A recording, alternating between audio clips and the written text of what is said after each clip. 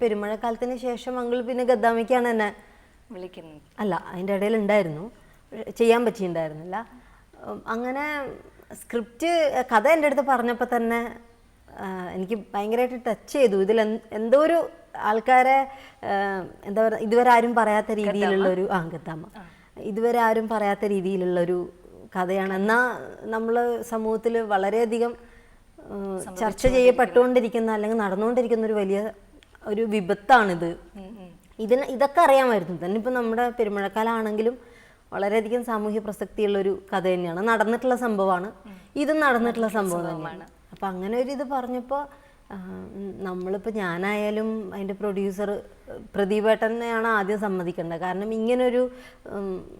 ഇങ്ങനൊരു സിനിമ ഒരു മുമ്പത്തെ കാലത്തുള്ള ആ ഒരു കാലഘട്ടത്തിലുള്ള നല്ല സിനിമകളൊക്കെ ഇറങ്ങിയിരുന്ന ഒരു സാഹചര്യം അല്ല ഇപ്പോൾ കുറേ കൂടി ആൾക്കാർക്ക് അടിച്ചു പൊളിച്ച് കാണാനുള്ള സിനിമകളാണ് കൂടുതൽ കാണാൻ താല്പര്യം.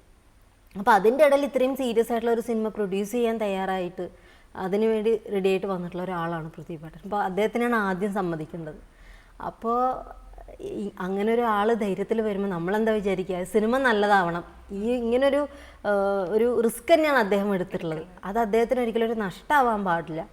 അത് എന്തായാലും ഈ സിനിമ ഒരു ചർച്ച ആവണം. പിന്നെ വിജയം പരാജയം എന്നുള്ളതൊക്കെ ഭാഗ്യം പോലെ ഇരിക്കും. ഇപ്പോൾ ഈ അവാർഡൊക്കെ പറയണ പോലെ തന്നെ ഇതൊക്കെ ഒരു യോഗവും ഭാഗ്യമൊക്കെ തന്നെയാണ്. ഞാൻ അതിലൊക്കെ വിശ്വസിക്കുന്ന ഒരാളാണ്.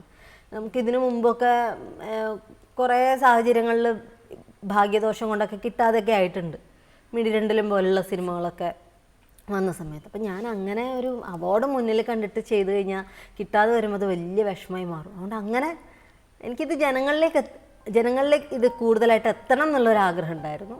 അതെന്തായാലും സാധിച്ചു. അത് ജനങ്ങൾ രണ്ട് കൈ നീട്ടി സ്വീകരിക്കുകയും ചെയ്തു. ആ സിനിമ പൂക്കാലം വരവായി, അതും കമൽ സാറിൻ്റെ പടം. കവിയെ ആൾക്കാരെ സ്നേഹിക്കാൻ തുടങ്ങിയതും അംഗീകരിക്കാനൊക്കെ തുടങ്ങിയതും അഴകിയ രാവണൻ, ആ നല്ല പാട്ടിലൂടെ. പക്ഷെ കാവ്യ ആദ്യമായി നായികയായി അഭിനയിച്ചത് ലാൽ ജോസ് സാറിൻ്റെ പടത്തിലാണ്. സിനിമ ഒരിക്കലും എൻ്റെ ഒരു പാഷനൊന്നും ആയിരുന്നില്ല. ഞാൻ എന്താ പറയുക, എങ്ങനെയൊക്കെയോ സിനിമയിൽ വന്ന് പെട്ടുപോയ ഒരാളാണ്.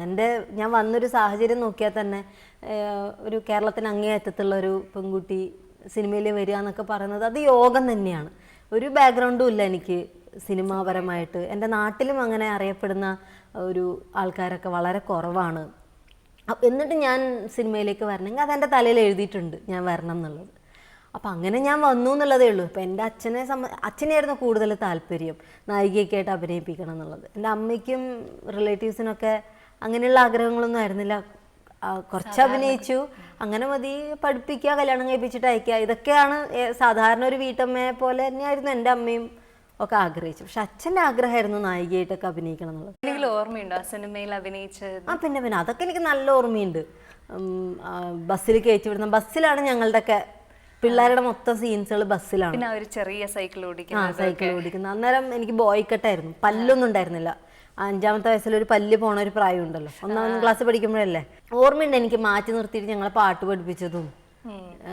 എല്ലാവരും എനിക്ക് നല്ല ഓർമ്മയുണ്ട്. ജയറാമേട്ടനെ ആദ്യമായിട്ട് കണ്ടത്, ഞാൻ ആദ്യമായിട്ട് കണ്ട ഒരു ഫിലിം സ്റ്റാർ എന്ന് പറയുന്നത് ജയറാമേട്ടനാണ്. ജയറാമേട്ടൻ ആദ്യമായിട്ട് ലൊക്കേഷനിൽ വന്നപ്പോൾ ഞങ്ങളൊക്കെ ഓടിപ്പോയി, അടുത്ത് പോയി ഇങ്ങനെ മാറിയുന്ന സിനിമയിൽ കണ്ടിട്ടുള്ള ആളല്ലേ. പിന്നെ ജയറാമേട്ടൻ്റെ സിസ്റ്റർ ഒരു പ്രാവശ്യം ലൊക്കേഷനിൽ വന്നപ്പോഴും ഞാൻ പോയി പരിചയപ്പെട്ടൊക്കെ എനിക്ക് നല്ല ഓർമ്മയുണ്ട്. ആദ്യമായി നായികയായി അഭിനയിച്ചപ്പോൾ ഉള്ളൊരു എക്സ്പീരിയൻസ് എന്തായിരുന്നു? എൻ്റെ അച്ഛൻ്റെ ഒരു ഭാഗ്യം എന്ന് എനിക്ക് തോന്നിയൊരു കാര്യം, ഞാൻ ലാലുചേട്ടൻ്റെ പടത്തിലൂടെയാണ് നായികയായിട്ട് വന്നത്. എനിക്ക് ലാലുചേട്ടൻ ആദ്യമായിട്ട് ഞാൻ പരിചയപ്പെടുന്ന ഒരാളായിരുന്നില്ല ആ സമയത്ത്. പൂക്കാലം വരവായി തുടങ്ങിയിട്ടുള്ള പരിചയമുണ്ട്. അവിടെ നിന്ന് തുടങ്ങി ചന്ദ്രനുദിക്കുന്ന ദിക്കിൽ വരെ എന്നും കോണ്ടാക്ട്സ് ഉള്ള ഒരാളാണ് ലാലുചേട്ടനും.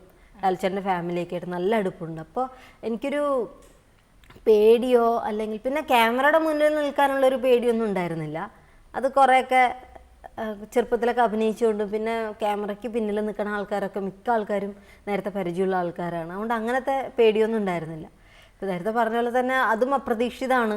കമലങ്ങളുടെ പടത്തിൽ തുടങ്ങിയിട്ട് പിന്നെ നായികയായതും കമലങ്ങളുടെ അസിസ്റ്റൻറ്റിൻ്റെ പടത്തിൽ, അതിൽ നായകനും കമലങ്ങളുടെ അസിസ്റ്റൻ്റ് തന്നെയാണ് ദിലീപേട്ടൻ.